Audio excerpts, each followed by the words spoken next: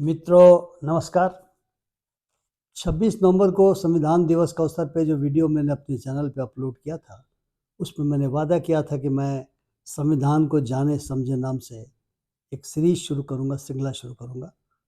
आज वो श्रृंखला मैं शुरू कर रहा हूं। उस श्रृंखला के पहले एपिसोड में आप सभी का स्वागत है।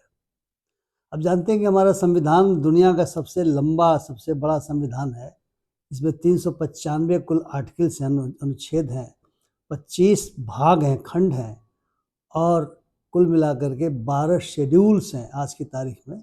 शुरुआत में थोड़े कम थे, लेकिन 395 आर्टिकल भी था, कुल 22 भाग थे और 8 शेड्यूल थे, लेकिन वो काल क्रम में बढ़ करके बढ़ते चले गए, चूँकि आर्टिकल 368 के तहत संविधान के संशोधन का अधिकार पार्लियामेंट को दिया गया है। आज मैं शुरुआत में जो प्रस्तावना है उस पर चर्चा करूँगा। हालांकि पहले मैं अलग से भी प्रस्तावना पर बहुत विशद चर्चा कर चुका हूँ, लेकिन यह चर्चा क्यों ज़रूरी है मैं इसका कारण आपको बाद में बताऊँगा, समझाऊँगा। लेकिन उसके पहले हम देख लेते हैं कि प्रस्तावना में क्या दिया गया है।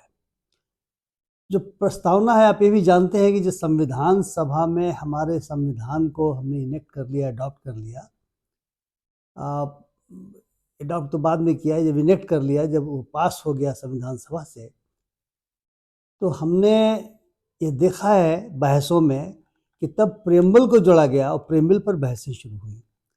15 नवंबर को केटी शाह ने जो बहस किया था उसका उल्लेख हमें कई जगहों पर मिलता है। लेकिन ज़रा समझें कि आज की तारीख में हमारे प्रेम्बल में क्या कहा गया है। प्रेम्बल में ये कहा गया कि हमारा जो देश है वह एक सॉवरेन यानी संप्रभु, समाजवादी, पंथ निरपेक्ष, जनतांत्रिक गणराज्य होगा और इसके सभी नागरिकों को न्याय, स्वतंत्रता और समानता सुनिश्चित की जाएगी। इसके साथ ही साथ जो हमारे सभी नागरिक हैं उनके बीच भाईचारे को विकसित किया जाएगा और ये विकसित करते समय ध्यान रखा जाएगा कि जो मनुष्य की गरिमा है तथा राष्ट्र की एकता और अखंडता है वह सुनिश्चित रहे। जिस न्याय की चर्चा हुई, किस तरह के न्याय की बात होती है, उसमें संविधान में 3 तरह के न्याय की बात की गई है, सोशल, इकोनॉमिक एंड पॉलिटिकल। जो स्वतंत्रता की बात की गई है वह विचारों की स्वतंत्रता, अभिव्यक्ति की स्वतंत्रता, विश्वास की स्वतंत्रता, पूजा पद्धतियों की स्वतंत्रता, आस्था की स्वतंत्रता, इस तरह के स्वतंत्रताओं की चर्चा की गई है। और समानता में स्टेटस एंड अपॉर्चुनिटी यानी सभी को समान अवसर देने की बात कही गई है और चाहे राजा हो चाहे रंक हो वो सब बराबर हैं संविधान की नज़र में इस देश में, इसकी बात कही गई है। जो एसआर बोम्मई केस की मैंने चर्चा पहले की थी उसमें जिन आइडियल्स की बात की गई है वो आइडियल्स यही हैं। मित्रों, आप जानते हैं कि जो प्रस्तावना जब जोड़ी गई थी संविधान में तो इस पर काफ़ी विवाद उठा कि संविधान का हिस्सा है या नहीं है। एक बेरुबारी केस का रेफरेंस प्रेसिडेंट ने भेजा था सुप्रीम कोर्ट को और उसमें कोर्ट ने कहा कि यह संविधान का हिस्सा नहीं है।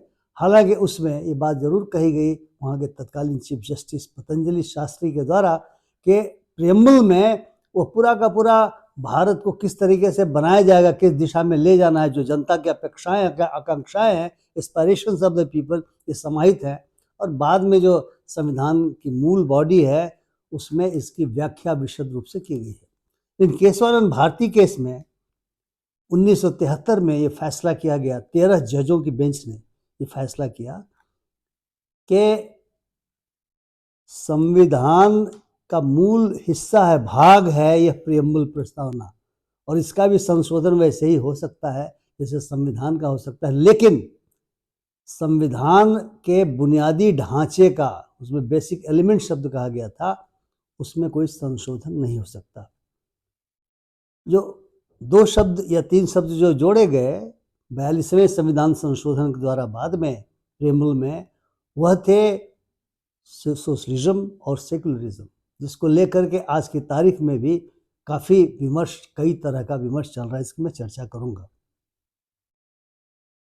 हालांकि उसमें इंटीग्रिटी शब्द भी जोड़ा गया, integrity and unity of nation, पहले यूनिटी ऑफ नेशन ही था, लेकिन ये दो शब्द सोशलिज्म और सेकुलरिज्म बहुत विमर्श में है, देश भर में विमर्श में है। बहुत सारे जो राइट विंग के लोग हैं, उस सोच के लोग हैं, वो जो चाहते हैं कि हिंदुस्तान को थियोक्रेटिक स्टेट बना दिया जाए, वे दोनों शब्दों का बहुत ही विरोध किया करते हैं। तो हम समझें कि जो केटी शाह ने 15 नवंबर को सवाल उठाए थे वो क्या थे, और बाबा साहब भीमराव अम्बेडकर जो ड्राफ्टिंग कमेटी के अध्यक्ष हुआ करते थे और जिन्हें हम कहते हैं कि संविधान उन्होंने दिया है, उन्होंने क्या उत्तर दिए थे और बाद में न्यायालयों की क्या बातें हुई थी।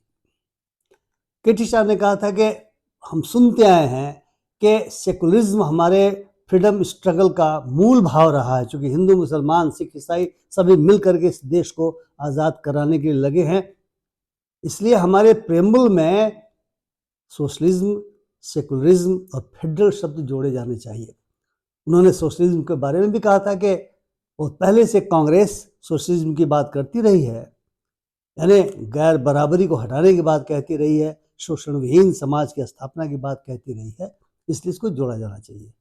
बाबा साहब ने दो जो बातें मैं उसमें कही थी, उसमें अवश्य उन्होंने कहा कि सोशलिज्म इसलिए नहीं अभी तत्काल जोड़ा जाना चाहिए, एक सोशल स्ट्रक्चर है और किस तरह की पार्टी आएगी और क्या निर्णय लेगी डेमोक्रेसी में, इस पर भी निर्भर करेगा। लेकिन जहाँ तक सोशलिज्म न डालने के बावजूद भी सोशलिज्म का सवाल है, वो तो जो directive principles of state policy है उसमें दिया हुआ है।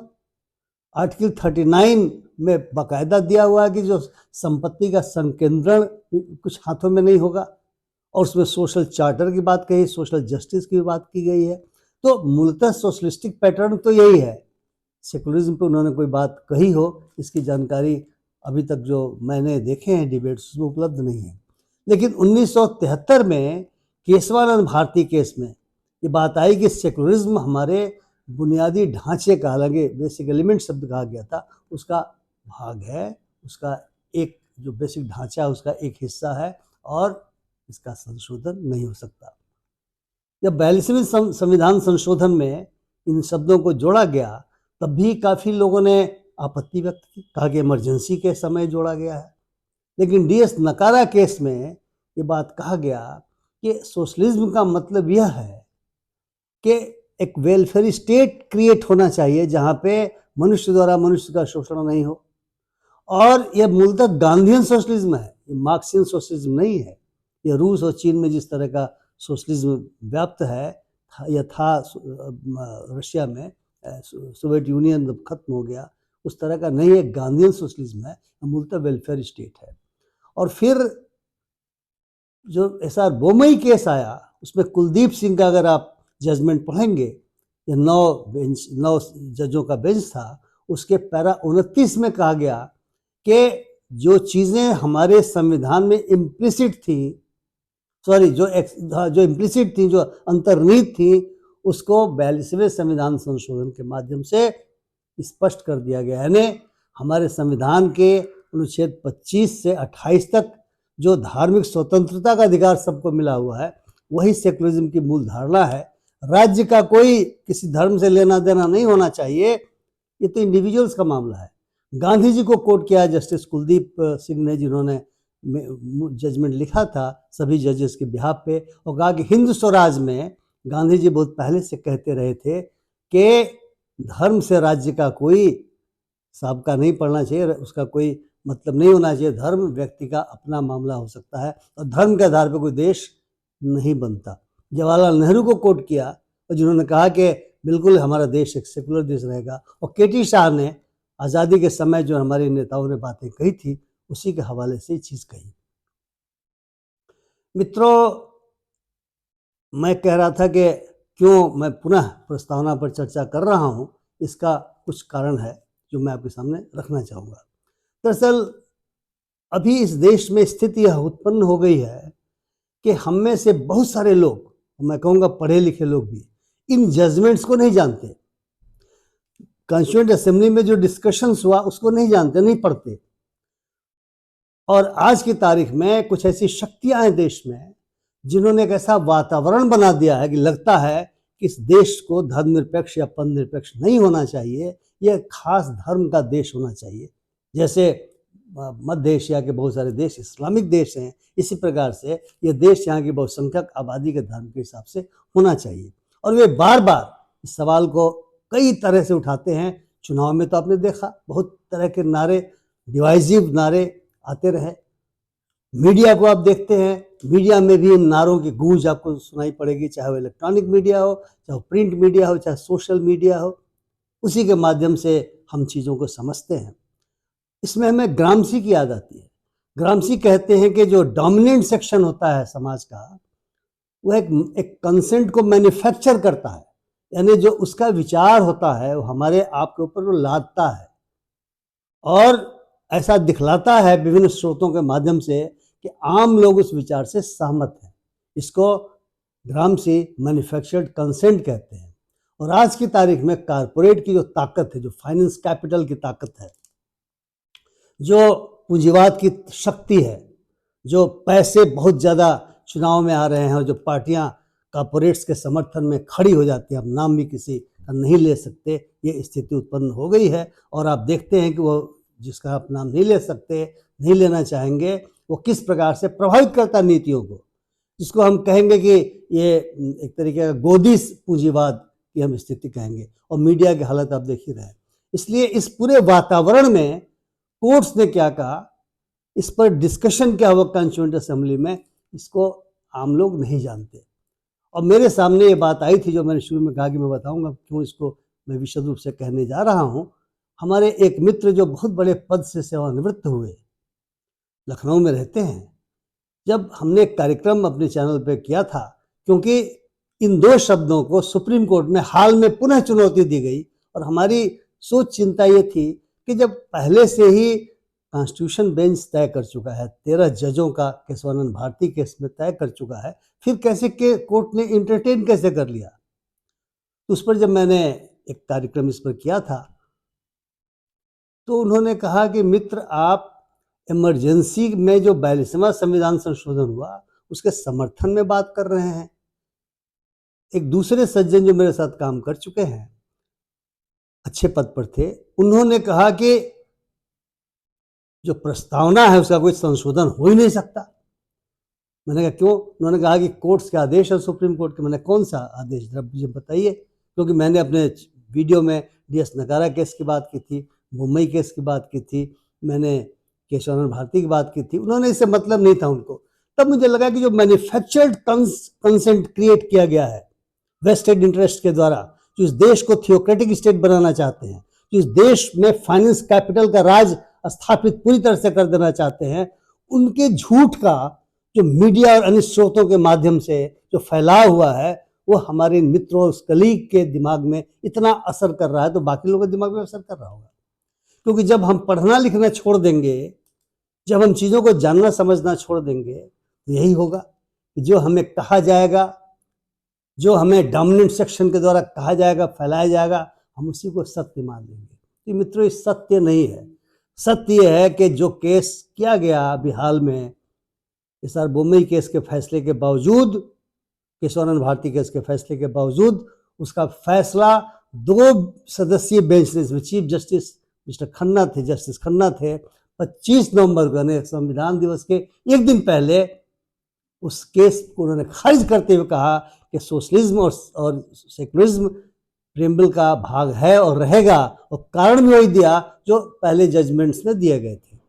Directive principle of state policy की बात की, इकोनॉमिक जस्टिस की बात की, और सेकुलरिज्म तो हमारा बुनियादी ढांचे का भाग है, ये सारी बातें कही। इसलिए मित्रों, हम सभी लोगों को मैं आग्रह करना चाहूँगा, अपनी कोई भी राय बनाने के पहले संविधान को जानना चाहिए, समझना चाहिए, और उससे संबंधी जो केस लॉ है, जो कॉन्स्टिट्यूएंट असेंबली की बहसें हैं, उसे भी जानना चाहिए। मेरा मकसद यही है कि मैं इसीलिए प्रस्तावना पर दोबारा चर्चा करके इन सवालों को आपके सामने रखूं, ताकि आप सही ढंग से विचार करने की स्थिति में अपने को पा सके। चूंकि देश विविधताओं का देश है, ये देश अनेकता में एकता का देश है, और अनेकता में एकता को खंडित करने का कोई भी प्रयास हमें समझ में आ जाना चाहिए, और हम उसका विरोध करें, और हम कोशिश करें कि ऐसा नहीं हो। इस देश की समृद्ध संस्कृति को खत्म नहीं होने दें। इस देश के भाईचारे को खत्म नहीं होने दें। यही इसी मूल उद्देश्य से मैं आपसे अपनी बातें कर रहा हूँ। आशा है कि आप मेरी बातों से सहमत होंगे, और निश्चित तौर से कुछ लोग ऐसे होंगे जो असहमत होंगे। वे तो पुनः वही राग अलापेंगे कि नहीं सोशलिज्म, नहीं सेकुलरिज्म, वो तो कई तरह की बातें करेंगे। लेकिन ऐसे लोग तो होते ही हैं समाज में। लेकिन जो सही सोच के लोग हैं, उनको ऐसी प्रवृत्तियों से भी लड़ने की आवश्यकता है। ये सोच के मैंने आज आपसे बातें की। आपको मेरी बात अच्छी लगी हो तो कृपया शेयर करें, अपनी टिप्पणियों से लाभान्वित करें। मेरे चैनल को सब्सक्राइब करना न भूलें। बहुत बहुत धन्यवाद। नमस्कार।